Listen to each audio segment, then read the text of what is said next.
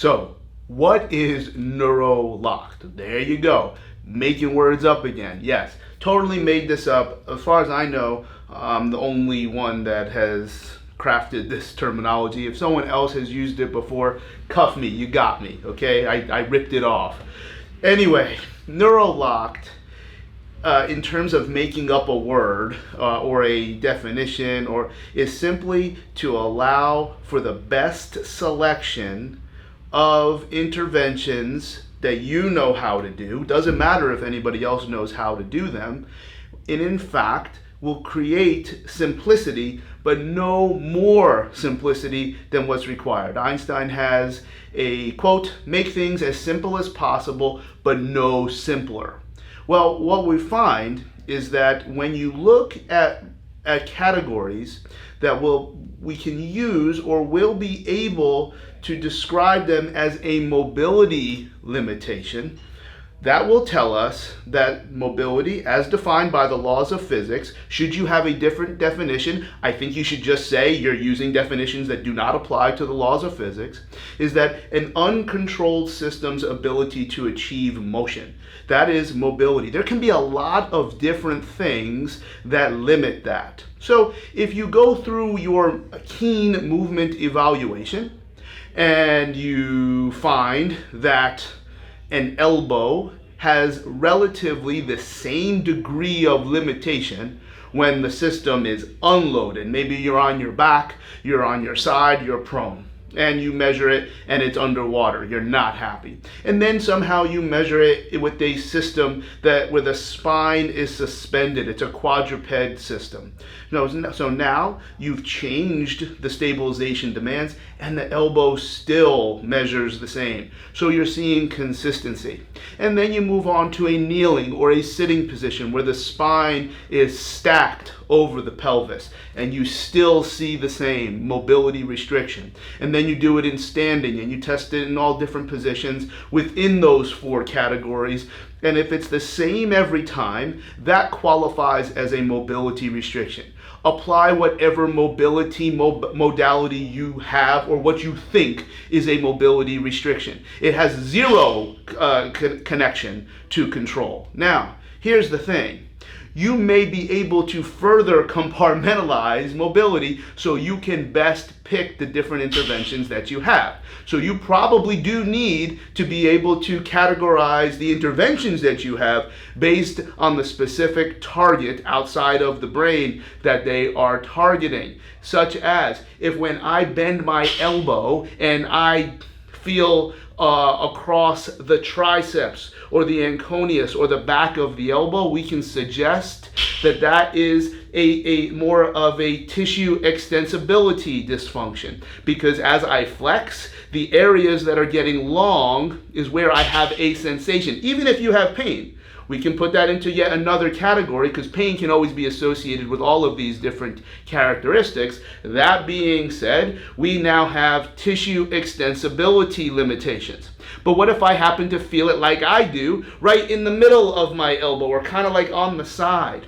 So as long, maybe where the joint is closing and decreasing the angle. Well, as long as I don't feel it back here, we can call that a joint mobility dysfunction, all right? So you might have different techniques that in your brain and through your hands or needles or whatever that you might target tissue versus the joint. So some joint methods, obviously manipulation, things that we learn from Mulligan, things that we learn from Maitland or Stanley Paris. I always want to tell the story. When I was going through physical therapy school, one of the orthopedic instructors said I was a young Stanley Paris. I am still not sure if that is a good or a bad thing. Anyway, anything can work for anything, but you can be quick and start to look like a little bit of a magician, because remember, magic is just what somebody else doesn't understand. When you can create a solution very, very quickly because you're noticing patterns and you're noticing different things that tell you to go to someplace really, really quickly.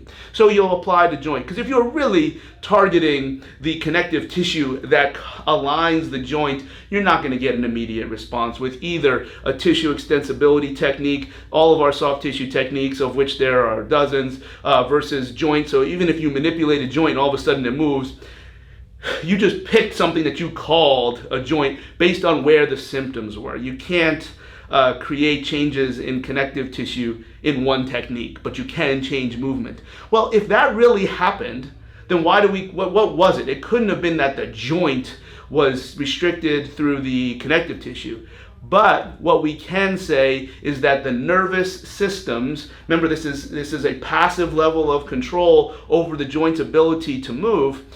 The nervous system was simply in some level of protective engagement of that joint. Because if you manipulate and it moves, what did you really affect? You picked what you thought was a joint, and then your brain and your mind, etc., I'm doing something to the joint to get it to move. I don't think anything wrong with that. That's not what's happening. What's happening is that you're affecting the central nervous system. You're affecting the brain. That's why sometimes when you have these tissue categories and you have joint categories, either one can actually be neuro-locked, where the joint is expressing your symptoms, so you're going to pick some different things. The tissue is expressing different things, you'll pick whatever you want. But ultimately, things like breathing, things that we see in other models, if they work like that to increase motion, I don't think you improved mobility or motor control. You just removed a barrier, which is actually the first way you would access all the different characteristics of the sequential process of motor skill acquisition.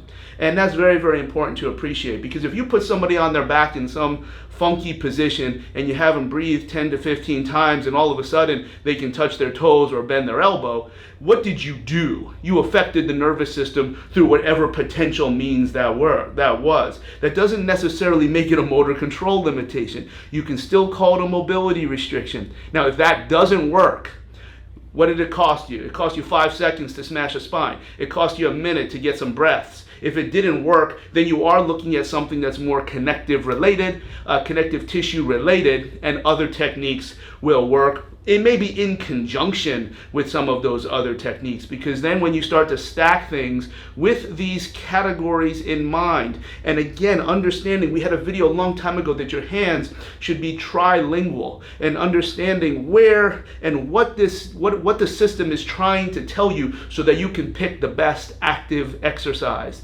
So again, certainly a commentary that manual therapy is, in my mind, obligatory. Any suggestion that, oh, you can do that, we're evolved human beings, we should be able to treat ourselves, that's total nonsense. You certainly need manual therapy. Now, you might need 2 people. You might have somebody to get you to point B, and then point B is carried on to point C from other models. Neuro-locked looks like a mobility restriction.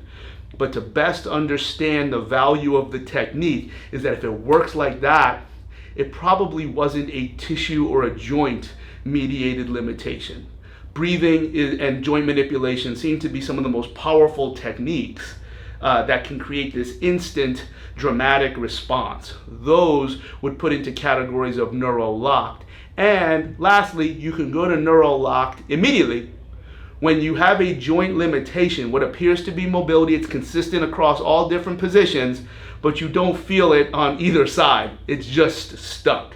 There's tons of other characteristics of morphology and how individuals carriage their skeletal systems that might push you towards some of these neuro-lock techniques. Whatever works, get them into training as quickly as possible. As quickly as possible means creating categories and being able to make very, very quick solutions based on patterns that you see. Mobility can be tissue, and then we didn't talk about that, maybe another video, that tissue in terms of neural tissue versus other types of myofascial connective tissue. Those are 2 completely different stimulus. They should be looked upon differently. Then you have the joint, where you have closing joint symptoms. But any category of those 2 could also be neuro-locked if you have those techniques. And this question was generated by what other techniques can we be using that seem to apply to this neuro-locked characteristic of joint restriction. Hope that makes sense. Anybody seen the Leprechaun? Say yeah.